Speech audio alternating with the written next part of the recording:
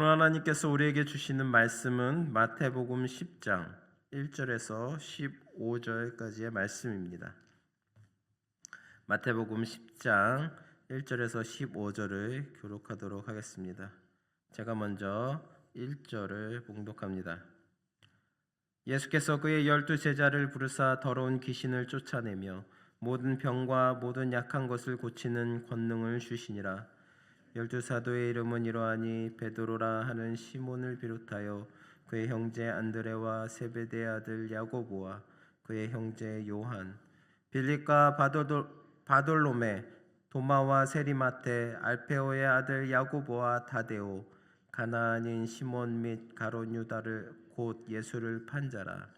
예수께서 이 12를 내보내시며 명하여 이르시되 이방인의 길로도 가지 말고 사마리아인의 고을에도 들어가지 말고 오히려 이스라엘 집에 잃어버린 양에게로 가라.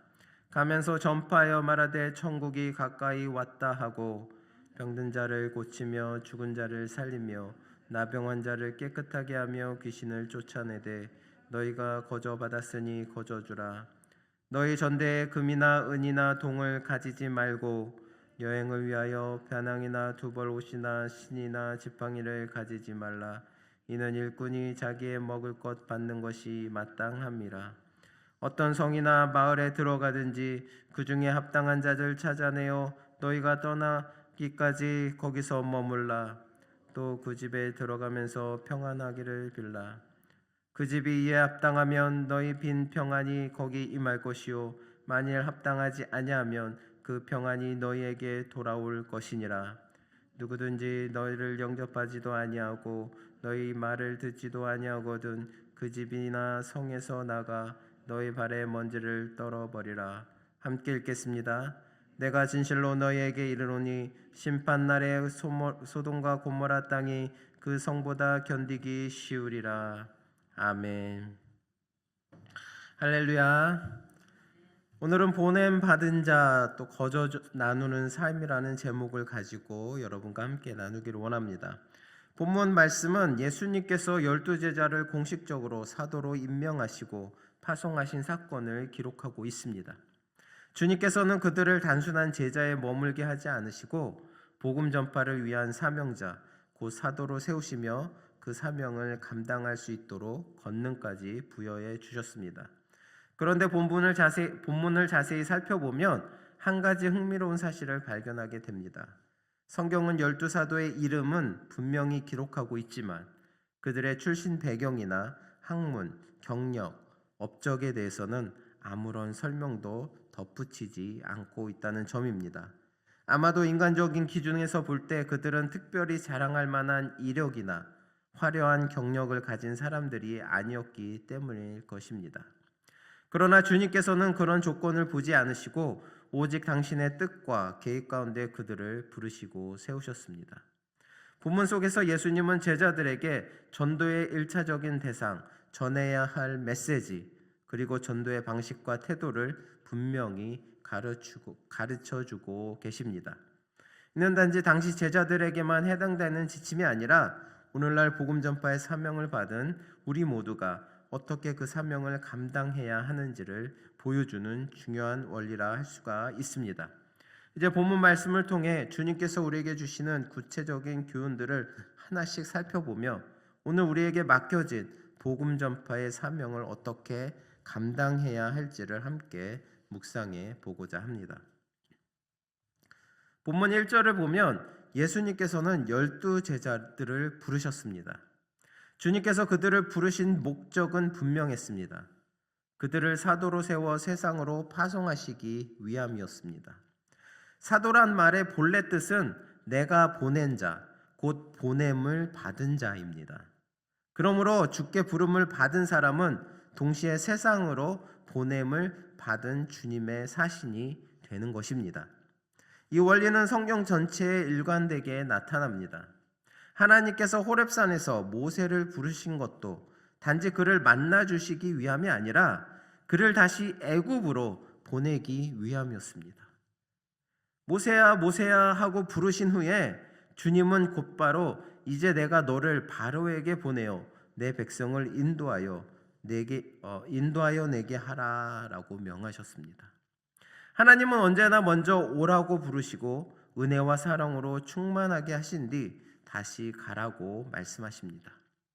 그러므로 성도의 삶은 주님 안에서 안식과 평안을 누리는 데서 끝나지 않습니다. 주님은 우리가 온전하거나 세상을 피하며 살아가기를 원하지 않으신다는 것입니다. 우리는 다시 세상으로 들어가야 합니다. 다만 그 모습은 전과 같지 않습니다. 제 종으로 세상으로 돌아가는 것이 아니라 주님의 사신으로 세상으로 들어가는 것입니다. 이것이 바로 부르심을 받은 성도의 정체성인 것입니다. 주님께서는 제자들을 사도로 보내시기 전에 그들을 빈손으로 내보내지 않으셨습니다. 귀신을 쫓아내며 모든 병과 모든 약한 것을 고치는 하늘의 권능으로 무장시켜 주셨습니다. 이는 주님께서 하시던 구원의 사역을 그들도 동일하게 감당하게 하시기 위함이었습니다. 실제로 제자들은 그 권능을 힘입어 많은 사람을 살리는 사역을 감당했고, 주여 주의 이름으로 귀신들도 우리에게 항복하더이다 라며 고백하면서 또 기쁨으로 예수님 앞에 나와 보고하였던 것을 우리가 볼 수가 있습니다. 여기서 우리는 매우 중요한 사실을 다시 확인해야 합니다. 주님께서 우리에게 직분을 주시고 각양 재능과 성령의 은사를 주신 목적은 오직 하나입니다. 그것은 바로 주님의 일을 하게 하시기 위함입니다. 주님은 참으로 주님의 일을 하는 자를 친구라 부르시며 함께 하십니다. 그러나 자기 욕심을 따라 주님의 은사와 직분을 악용하는 자는 성전을 장사꾼의 소굴로 만든 자들처럼 주님의 책망과 심판을 피할 수 없습니다. 바로 마지막 날에 주님은 그런 자들을 향해 나는 너희를 도무지 알지 못한다 라고 선언하시겠다고 말씀하셨습니다. 사랑하는 성도 여러분, 은사와 권능을 받는 것은 분명 큰 축복입니다. 그러나 그것을 탐심을 따라 자기 유익을 위해 사용한다면 그 은사와 권능은 오히려 무서운 심판의 증거가 될 수 있음을 기억해야 할 것입니다. 은사뿐만 아니라 주님께서 허락하신 재능과 부, 명예 또한 모두 같은 원리 아래 있습니다. 주님을 위해 사용한다면 그것이 나에게 큰 축복으로 다가오지만 하지만 주님께서 주신 이 재능과 부, 명예 또 은사들을 나의 탐심으로 사용한다면 무서운 심판의 증거가 된다는 것입니다. 우리는 오늘도 주님의 일을 하기 위해 존재하는 성도들입니다. 이 사실을 결코 잊지 말고 주님의 부르심에 합당한 삶으로 주님 앞에 올바로 서는 저와 여러분이 되시기를 바랍니다. 오늘 본 말씀 5절과 6절에서 주님은 제자들에게 전도의 1차적인 대상이 누구인지를 분명히 가르쳐 주십니다. 예수님은 이방인의 길로도 가지 말고 사마리아인의 고을에도 들어가지 말고 오직 이스라엘 집에 잃어버린 양에게로 가라고 명하셨습니다. 여기서 이스라엘 집이란 하나님께서 택하신 선민 이스라엘 민족을 가리킵니다.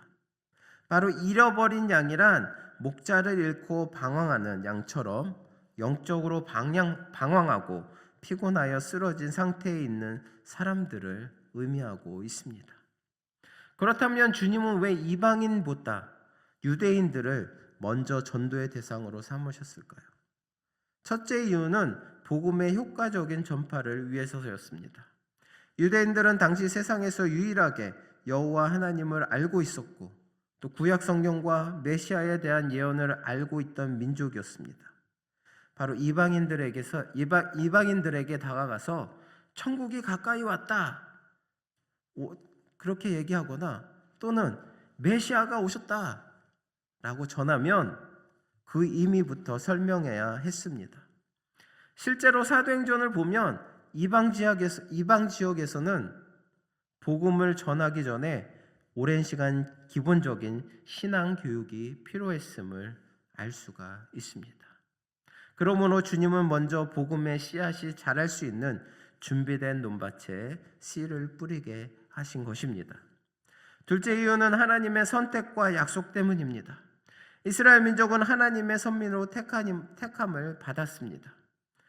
그리고 또 오랜 세월 하나님을 섬겨왔습니다. 그 신앙 때문에 수많은 박해와 고난을 감당해 왔습니다. 그들 가운데는 믿음의 의인들도 있었고, 또 하나님은 바로 그 민족 가운데서 메시아를 나게 하시겠다고 약속하셨습니다. 주님께서 유대인에게 먼저 복음을 전하게 하신 것은 아버지 하나님께서 오래전부터 주신 구원의 언약을 성취하기 위함이었습니다. 그러나 가장 중요한 이유는 그들이 하나님의 소유였던 백성이기 때문입니다. 성도 여러분, 아무것도 없어서 느끼는 슬픔보다 더 큰 슬픔은 이미 가졌던 것을 잃어버렸을 때의 슬픔입니다. 자식을 잃은 부모의 마음, 아끼던 것을 잃어버린 사람의 마음은 말로 다 표현할 수 없습니다. 하물며 수천 년 동안 자신의 백성으로 삼고 양처럼 품고 길러오셨던 이스라엘이 목자 없는 양처럼 방황하고 있으니 하나님의 마음이 얼마나 아프셨겠습니까? 이 말씀은 오늘 우리에게도 중요한 교훈을 줍니다. 물론 아직 복음을 알지 못하는 사람들에게 전도하는 일은 매우 중요합니다. 그러나 동시에 한때 믿음 안에 있었으나 시험에 들고 세상으로 멀어져 가는 성도들을 찾아가 권면하고 다시 하나님께로 돌아오게 하는 일, 그것 또한 매우 중요하다는 말씀입니다. 하나님은 한 번 사랑하고 품으셨던 자녀를 잃어버리는 일을 몹시 슬퍼하십니다. 사랑하는 성도 여러분, 잃어버린 양을 다시 품에 안으시는 하나님의 마음을 헤아리며 그 슬픔을 기쁨으로 바꾸어드리는 자녀들이 되시기를 바랍니다. 이것이 주님께서 제자들에게 가르치신 전도의 우선순위이며 오늘 우리에게 맡기신 귀한 사명입니다.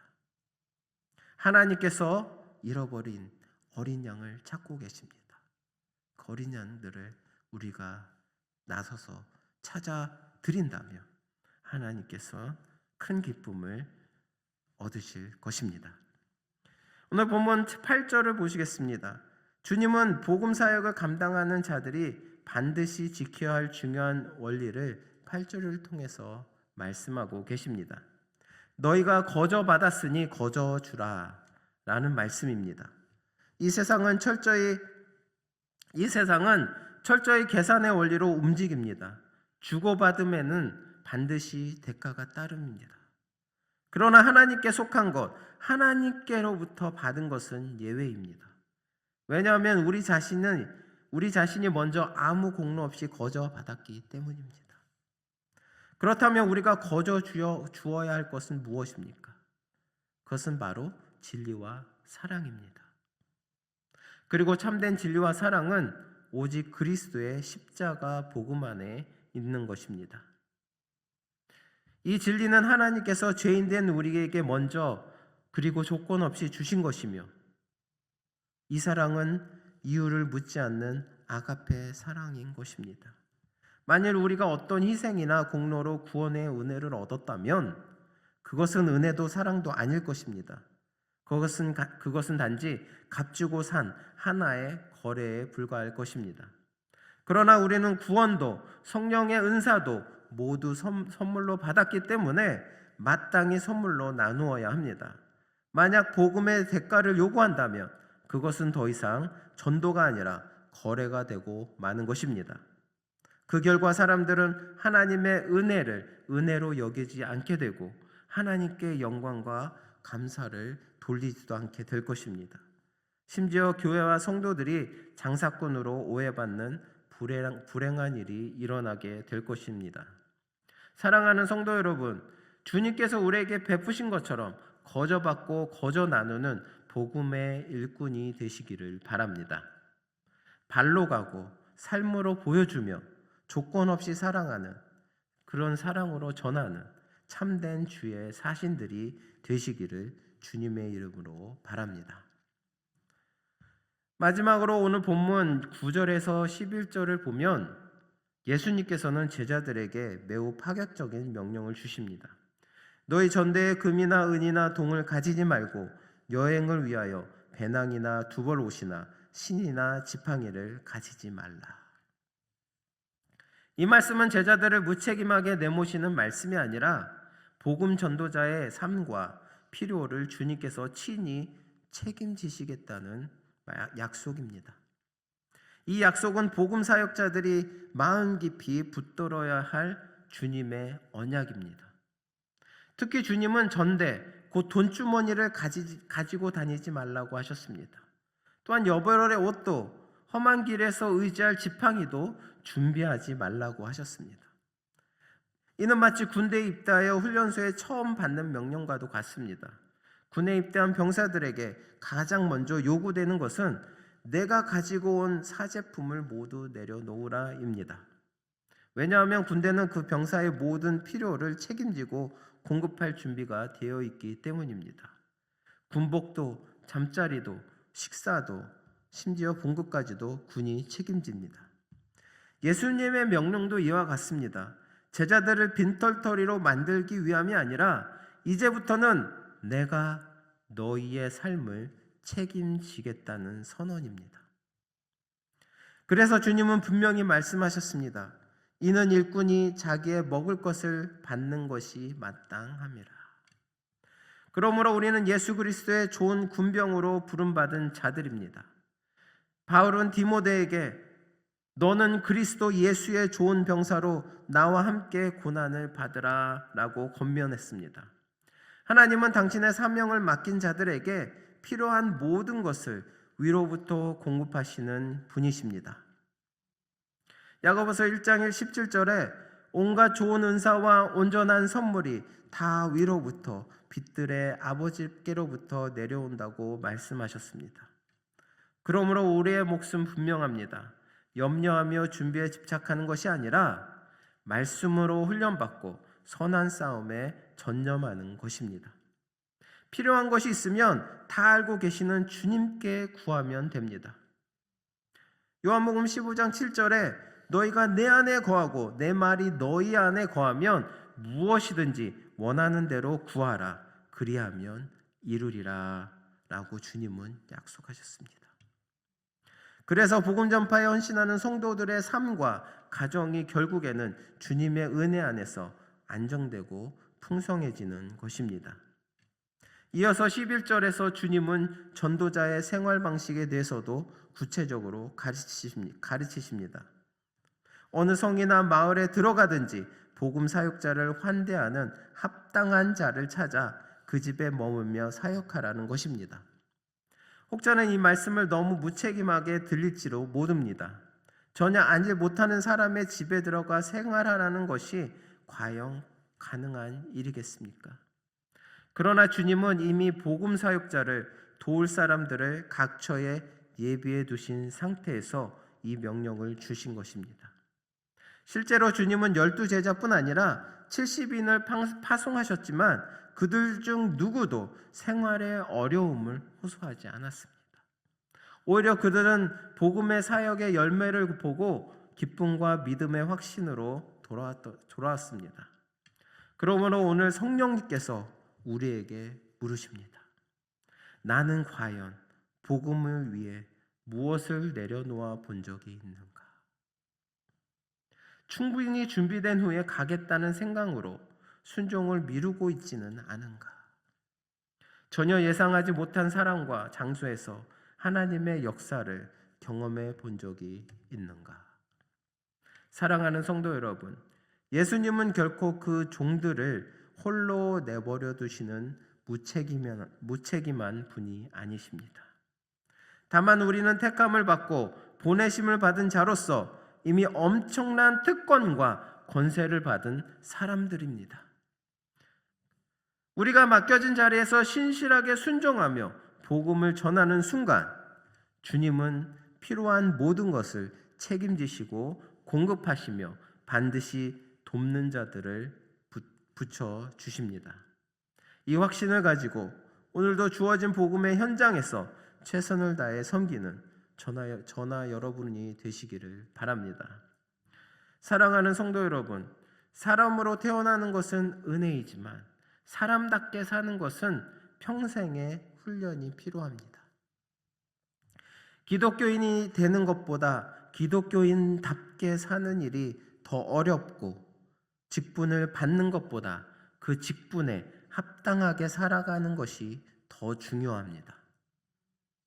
그래서 주님은 제자들을 사도로 세우신 후에도 끊임없이 가르치시고 훈련하셨습니다.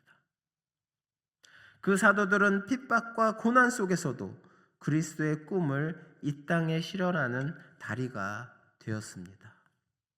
오늘 우리 또한 그리스도 왕국의 백성으로 주님의 자녀로서 주님의 소원과 뜻을 삶으로 이루어드리는 충성된 신하로 살아가기를 결단하는 저와 여러분이 되시기를 바랍니다. 주님께서 여러분들에게 각자에 맞게 직분을 내려주셨습니다.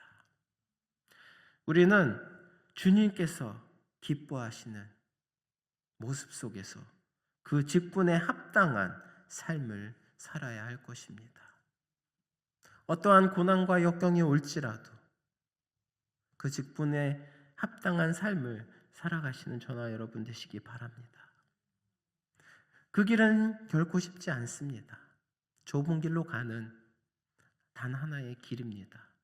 하지만 하나님께서, 주님께서 항상 우리를 붙들고 계심을 잊지 마시기 바랍니다. 어떠한 어려움이 올지라도, 어떠한 고난과 역경 속에서도 여러분의 직분을 위해서 최선을 다하시는 그런 하루가 되시기 바랍니다. 기도하시겠습니다. 사랑과 은혜가 풍성하신 하나님 아버지, 오늘 말씀을 통해 우리를 부르시고 보내시며 끝까지 책임지시는 주님의 마음을 다시금 깨닫게 하심을 감사드립니다. 주님, 우리는 자주 준비가 부족하다는 이유로 순종을 미루고 염려가 앞서서 발걸음을 떼지 못할 때가 많았습니다. 그러나 주님께서는 오늘도 가라고 말씀하시며 필요한 모든 것은 내가 책임지겠다고 약속하십니다. 이 약속을 믿음으로 굳게 붙들게 하시고 계산이 아니라 순종으로 반응하는 믿음을 우리에게 허락하여 주옵소서. 우리를 단순한 신자가 아니라 보냄받은 주님의 사신으로 불러주심을 감사합니다. 주님께서 거저 주신 은혜와 사랑을 거저 나누며 말로만이 아니라 우리의 삶으로 복음을 증거하는 참된 주의 일꾼들이 되게 하여 주옵소서. 이 모든 말씀 예수 그리스도의 이름으로 기도드립니다. 아멘.